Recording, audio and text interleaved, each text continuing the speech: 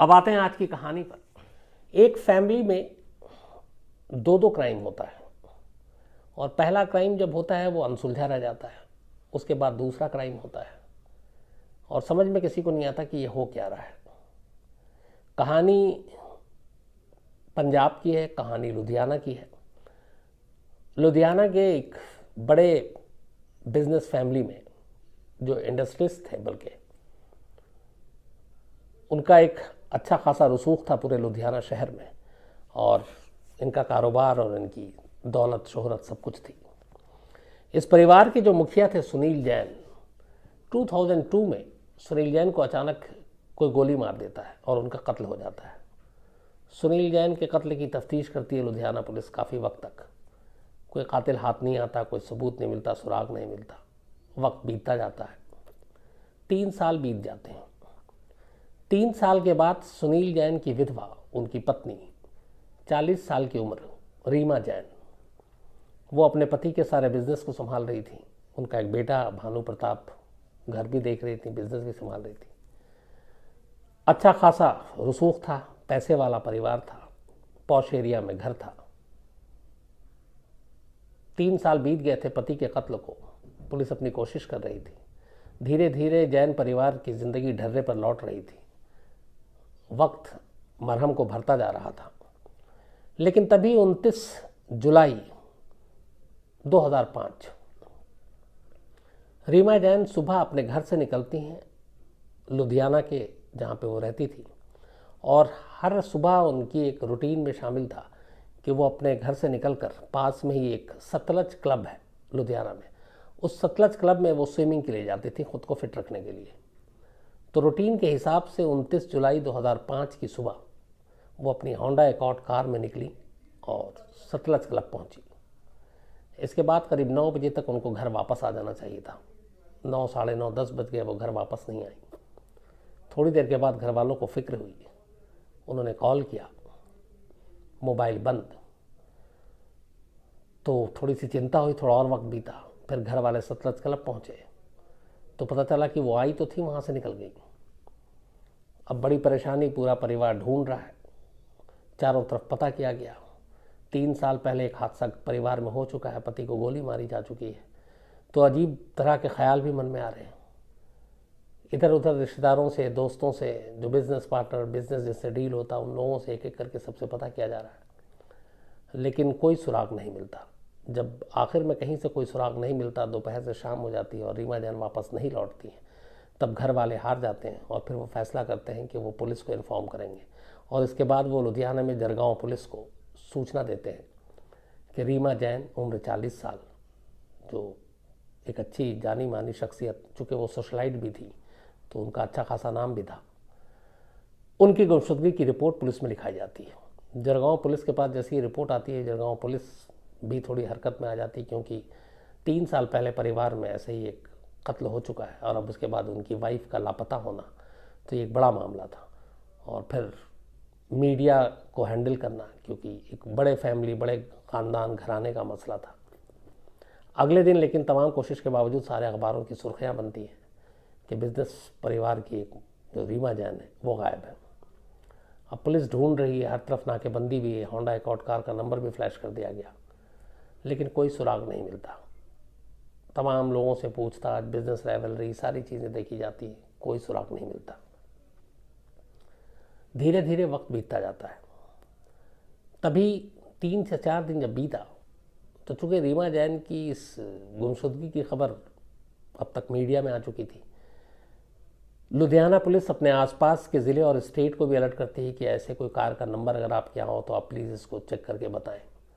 तो Haryana, UP, Delhi police को भी इस होंडा एकॉर्ड कार का नंबर फ्लैश किया जाता है।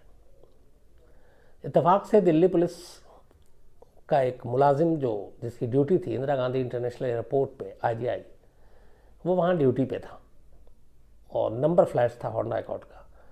तो अचानक देखता है कि IGI एयरपोर्ट की पार्किंग में एक होंडा एकॉर्ड कार खड़ी है और उस गाड़ी का नंबर वही है जो नंबर लुधियाना पुलिस की तरफ से जारी किया गया है। तो वो पुलिस वाला उस नंबर को देखता है जिसकी ड्यूटी IGI पे थी। वो फ़ौरन अपने सुपीरियर को बताता है। सुपीरियर पुलिस वाले आते हैं, कार को देखते हैं, चेक करते हैं सेम गाड़ी थी, सेम नंबर था, होंडा अकॉर्ड, कलर भी वही। फ़ौरन दिल्ली पुलिस लुधियाना पुलिस को इन्फॉर्म करती है, कहती है कि गाड़ी यहाँ है। खबर सुनते ही लुधियाना पुलिस दिल्ली पहुँचती है, एयरपोर्ट पहुँचती है, साथ में फैमिली के मेंबर को भी लेकर आती है। फैमिली मेंबर गाड़ी को पहचान लेते हैं, देखते हैं। उस कार में ऐसा कुछ नहीं था सिवाय उनकी जो स्विमिंग कॉस्ट्यूम लेकर जाया करती थी वो रखा हुआ था उसी तरह से डिक्की में। तब उस कार की बरामदगी ने इस पूरे केस को मोड़ कर रख दिया। अब तक ये था कि रीमा जैन गुमशुदा है, गायब हो गई हैं, लेकिन जिस तरीके से इंदिरा गांधी इंटरनेशनल एयरपोर्ट की पार्किंग में वो कार पार्क की गई थी, जिस करीने से, जिस सलीके से, बाकायदा ऑफिशियली तरीके से, उसको देख के ये लगा कि ये कार पार्क करने के बाद, और चूँकि इंटरनेशनल एयरपोर्ट की पार्किंग में वो पार्क थी गाड़ी, डोमेस्टिक में नहीं। 2 एयरपोर्ट दिल्ली में, अब तो खैर T3 जो है इंटरनेशनल एयरपोर्ट दिल्ली का IGI एयरपोर्ट, उससे कई डोमेस्टिक के भी प्लेन उड़ते हैं, लेकिन पहले ऐसा था नहीं। पहले डोमेस्टिक टर्मिनल 2 था और ये अलग था।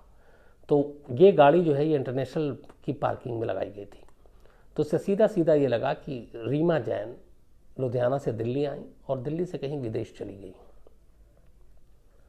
गाड़ी को पार्किंग में देखकर लुधियाना पुलिस और दिल्ली पुलिस से जो जानकारी मिली बाकी, उसके ज़रिए भी यही पता चला कि वो पार्क है यहाँ, इसका मतलब है वो गाड़ी से उतरी हैं, एयरपोर्ट गई हैं और विदेश चली गई हैं। अब ये पुलिस के दिमाग में यही थ्योरी थी। वापस लौटती है पुलिस लुधियाना, घर वालों से फिर से बात करती है, पता करती है कोई आपस में झगड़ा मसला तो नहीं है। इसके बाद घर वाले भी ढूंढते हैं, रीमा जैन का पासपोर्ट घर से बरामद हो जाता है। तो अब ये क्लियर हो गया कि बिना पासपोर्ट के वो विदेश नहीं जा सकती, पासपोर्ट घर पे है। और ऐसा कोई पिछले 3 साल में उनके पति के मौत के बाद से घर के माहौल ऐसा कुछ बदले नहीं जो घर वालों से रीमा जैन को कुछ छुपाना पड़े, और बेटा वहीं था। तो ये चीज़ अब खारिज हो गई कि ये गाड़ी जो है उसकी मौजूदगी एयरपोर्ट पे होने का मतलब ये नहीं है कि रीमा जैन विदेश जा चुकी हैं। लेकिन फिर गाड़ी एयरपोर्ट पे क्यों पार्क है? अब पुलिस इसको लेके अलग अलग थ्योरी पे काम कर रही कि हो सकता है रीमा जैन को यहाँ से किसी ने अगवा किया, किडनैप किया, दिल्ली ले गया, दिल्ली के बाद उनको कहीं आसपास छुपाया हो और पुलिस को चकमा देने के लिए और बचने के लिए गाड़ी लेकर एयरपोर्ट पे पार्क कर दी हो। तो इस थ्योरी पे भी पुलिस काम करने लगी। मीडिया का उधर अलग प्रेशर, फैमिली का अलग प्रेशर, ये सारी चीज़ें चलती रही, पर रीमा जैन का कोई सुराग नहीं मिला। धीरे धीरे वक्त बीतता जाता है, करीब 7 महीने गुजर जाते हैं। जुलाई का ये मामला था और जुलाई के बाद जनवरी 2006 आ जाता है। लुधियाना पुलिस के हाथ खाली। उस वक्त एक नए SP ज्वाइन किए थे, उनका पूरा फोकस ही इसी केस पे था, रीमा जैन की गुमशुदगी के केस को सॉल्व करना। तो अब तक शक यही था कि उनको किडनैप कर लिया गया, कहीं रखा गया, लेकिन कोई रैंसम का भी कॉल नहीं आ रहा है। पुलिस जांच करती रही, अंधेरे में हाथ पैर मारती रही, ना कहीं से कोई लावारिस लाश मिली, ना कोई ऐसी खबर मिली, कोई जानकारी नहीं मिली। इसी दौरान पुलिस का कोई मुखबिर बताता है कि लुधियाना के जेल में एक कैदी बंद है और उस कैदी का नाम है मक्खन सिंह। और मक्खन सिंह ने कहा है कि रीमा जैन नाम की एक महिला जो बिजनेस टाइकून है वहाँ की, उसकी सुपारी ली गई थी 25 लाख रुपए में। अब ये मुखबिर के ज़रिए मक्खन सिंह जो जेल में बंद था उससे खबर मिलती है। खबर मिलने के बाद पुलिस के मुखबिर के ज़रिए जब अफसरों तक ये बात आती है तो ये तय होता है कि मक्खन सिंह से बात किया जाए और इस मामले को पता किया जाए कि किसने क्या दिया और क्यों नहीं दिया। नवंबर 2005 में जमानत पे मक्खन सिंह जेल से बाहर आता है, लेकिन बाहर आते ही कुछ अनजान लोग गोलियों से उसको मार डालते हैं और मक्खन सिंह का कत्ल हो जाता है।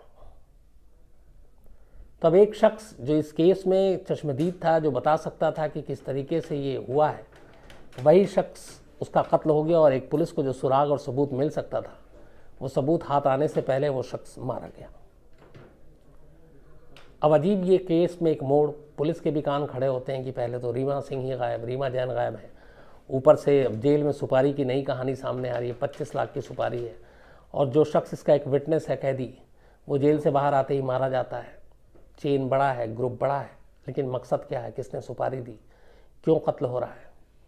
और तब पुलिस के फिर ये भी होते हैं कि कहीं 3 साल पहले रीमा जैन के पति का जो कत्ल हुआ था, सुनील जैन का, जिनको गोली मारी गई थी, कहीं उसका इस कत्ल से कोई लेना देना तो नहीं। अब इस सारे पहलू पे पुलिस फिर से अपनी तफ्तीश को आगे बढ़ाती है। तफ्तीश जब आगे बढ़ाती है तो शुरू में कुछ फैमिली वालों ने रीमा जैन के पुलिस से कहा था कि उनके कुछ परिवार के लोगों से भी अनबन है, जिसमें खास तौर पर जो रीमा जैन के जेठ हैं, मतलब सुनील जैन के बड़े भाई। तो सुनील जैन का जो बड़ा भाई है उसको लेकर अनिल जैन की अनबन थी। पुलिस ने उस वक्त भी अनिल जैन से पूछताछ की, अनिल जैन से पूरे रीमा सिंह की गुमशुदगी के बारे में, बट कोई ख़ास कामयाबी हाथ नहीं लगी। फिर पुलिस ने बाकी तरफ ध्यान देना शुरू किया। अब जेल से सुपारी देने की बात 25 लाख और उस मक्खन सिंह के कत्ल की हो जाने की बात, उसके बाद फिर से अब पुलिस को लगा कि बाहरी जितने भी बिजनेस राइवल और बाकी जितने भी हैं उन सबको खंगाल लिया, कहीं से कोई क्लू नहीं मिला। आखिर में पुलिस को लगता है कि इस कत्ल का कहीं ना कहीं कोई तार रीमा जैन के फैमिली और परिवार से ही जुड़ा हुआ है। और 3 साल पहले जो उनके पति सुनील जैन का कत्ल हुआ, शायद उस कत्ल को भी वो अंजाम तक इसलिए नहीं पहुंचा पाए क्योंकि वो बाहर कातिल ढूंढते रहे और शायद मामला घर का हो। तो फिर पुलिस ने और वहाँ जरगांव के एसपी ने तय किया कि अब जो करीबी लोग हैं उनके ऊपर नज़र रखी जाए और उनको चेक किया जाए। अलग अलग लोगों पे नज़र रखी गई।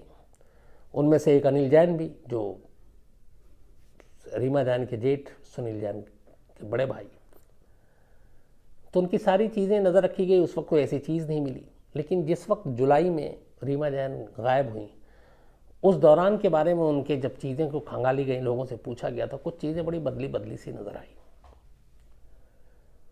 पुलिस को शक हुआ। इसके बाद रीमा जैन के फिर बेटे से लंबी पूछताछ की भानु प्रताप से। तो भानु प्रताप ने, जो शुरू में भी उसने कहा था कि मुझे अपने ताऊ पर शक है, कुछ कारोबार को लेके, जायदाद को लेकर हमारा झगड़ा, और इनका झगड़ा चलता रहता था। लेकिन परिवार के बाकी लोगों ने कहा कि वो झगड़ा जैसे आम घरों में होता है वैसा होता है और वैसा था, पर वो जान ले ऐसा भी नहीं कि उसका कोई क्रिमिनल बैकग्राउंड भी नहीं है। और सेम चीज़ जब सुनील जैन का कत्ल हुआ था तब भी यह मामला उठा था और तब भी पुलिस ने अनिल जैन से पूछताछ की थी सुनील जैन के कत्ल के लिए, उसी के बड़े भाई से, और तब भी उसको फिर छोड़ दिया गया था क्योंकि कोई सबूत नहीं था। तो अब रीमा जैन जब 7 महीने हो गए, कोई कुल ही नहीं मिल रहा है और ये यकीन हो गया कि मामला कुछ करीबी लोगों का है, तब पुलिस ने फिर, चूंकि पहले भी उंगली उठी थी अनिल जैन पर, तब अनिल जैन को जीरो इन करने का फैसला किया। उसकी हर मूवमेंट पे नज़र रखनी शुरू की, उसके मोबाइल को, उसके फ़ोन को टैप करना शुरू किया और ये सारी कोशिशें रंग लाई। पता चला कि अनिल जैन 2-3 ऐसे क्रिमिनल के संपर्क में है जो जेल में रहे हैं, और उनमें से एक ऐसा है जो वो मक्खन सिंह जो जेल में था और जो विटनेस था जिसने बताया था सुपारी का, वो उसके संपर्क में था। जिनके संपर्क में था अनिल जैन, और अनिल जैन का एलियस नेम मिकी जैन भी था। एक तो जसवीर सिंह, एक कुलदीप सिंह और एक तरसीम सिंह, ये 3 लोग थे और इन्हीं तीनों को सुपारी दी गई थी। हालांकि इनमें से एक ड्राइवर था, बट ये था कि इन्हीं तीनों को सुपारी दी गई। जब ये पुलिस को लगा कि ये क्रिमिनल के साथ क्यों कांटेक्ट में है, संपर्क में है, और इनमें से एक ऐसा बंदा है जो उस मक्खन सिंह से संपर्क में है जो जेल में था, तब पुलिस को लगा कि अब सिर्फ जांच से कोई फ़ायदा नहीं होगा, अब कुछ कड़े फैसले लेने होंगे। इसके बाद पुलिस ने इन तीनों को उठाया जिनके संपर्क में था और जो ऑलरेडी पुलिस में वांटेड थे और एक तरह से बैड कैरेक्टर थे और किडनैपिंग और इन सब में उनका इन्वॉल्वमेंट था। तो जसवीर सिंह, कुलदीप सिंह और तरसीम सिंह को जब पुलिस ने उठाया और 3rd डिग्री दी तो इन तीनों ने अपना मुंह खोल दिया। उन्होंने कहा कि हाँ, हमने रीमा जैन को मारा है, 25 लाख रुपए की सुपारी दी गई थी, और ये सुपारी का ऑफर जब ये लोग जेल में थे तब वहाँ उनके पास आया था और तब मक्खन सिंह से उसने शेयर कर लिया था और बताया था कि एक ऐसे लुधियाना की लेडी है, इंडस्ट्रियलिस्ट है, बड़ी मतलब हस्ती है, उसके कत्ल के लिए सुपारी मिली है 25 लाख रुपए में। 10 लाख रुपए एडवांस दिया गया। सुपारी लेने के बाद इन लोगों ने तय किया कि रीमा को जब वो घर से क्लब के लिए जाती हैं उसी वक्त किडनैप किया जा सकता है क्योंकि बाकी टाइम में कोई ना कोई और होता है।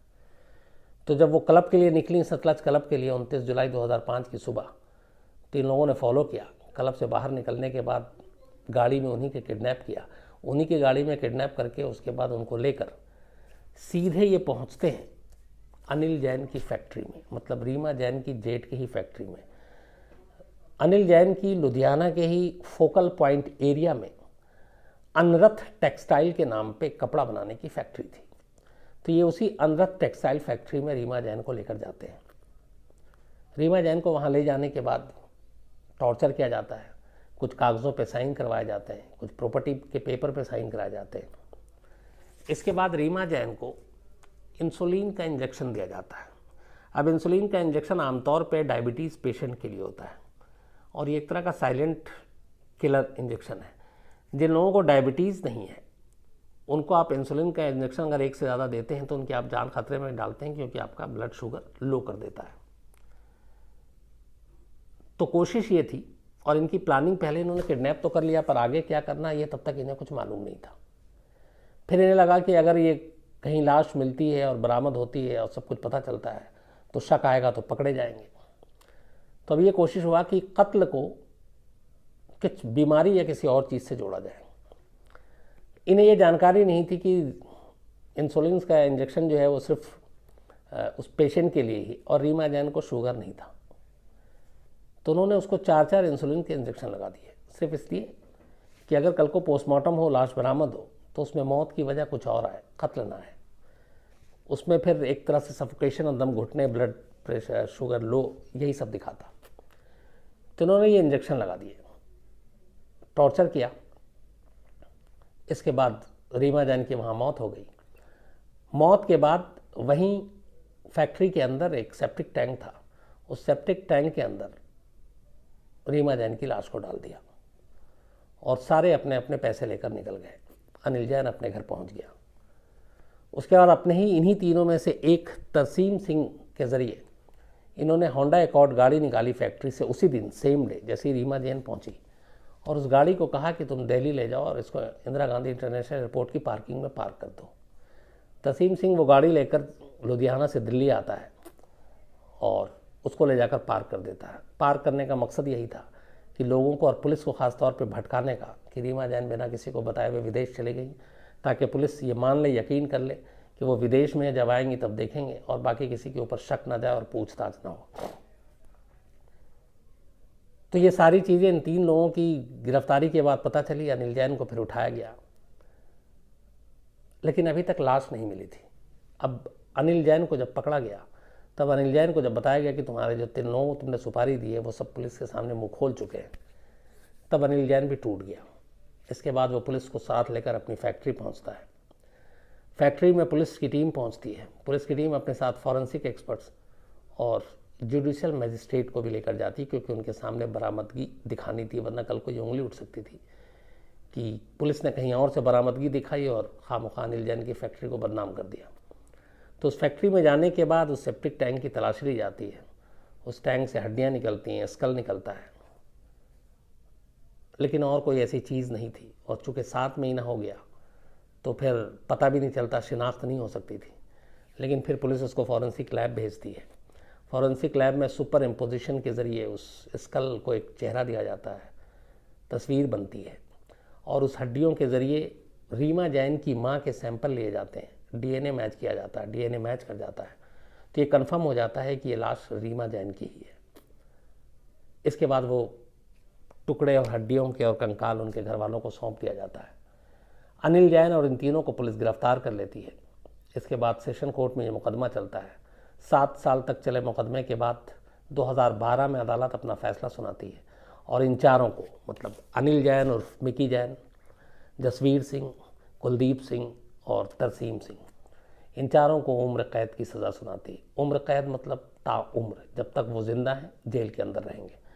हालांकि इन चारों ने फिर सेशन कोर्ट के इस फैसले को हाई कोर्ट में चैलेंज किया है। अभी वहाँ से फैसला नहीं आया, फैसला आना बाकी है। तो ये थी कहानी लुधियाना की, एक 40 साल की लेडी जिनका कत्ल अपने जेठ ने किया था। हालांकि इस कहानी में एक दूसरा पहलू ये भी है कि जो 3 साल पहले रीमा जैन से पहले कत्ल हुआ था सुनील जैन का, उस कत्ल का जो सिरा है, जो राज है, वो नहीं खुल पाया। इन चारों से पुलिस ने कोशिश कराई, नाम आया था अनिल जैन का भी, लेकिन कोई ऐसा सबूत और ऐसा कोई प्रूफ नहीं मिला जिससे अनिल जैन को उसके पति का भी गुनहगार ठहराया जा सके। तो सिर्फ और सिर्फ रीमा जैन के कत्ल के लिए इन चारों को उम्र कैद की सज़ा सुनाई गई है। सुनील जैन की कत्ल आज भी एक पहेली है, एक राज अभी खुला तो मैं आपको ज़रूर सुनाऊंगा। तो ये थी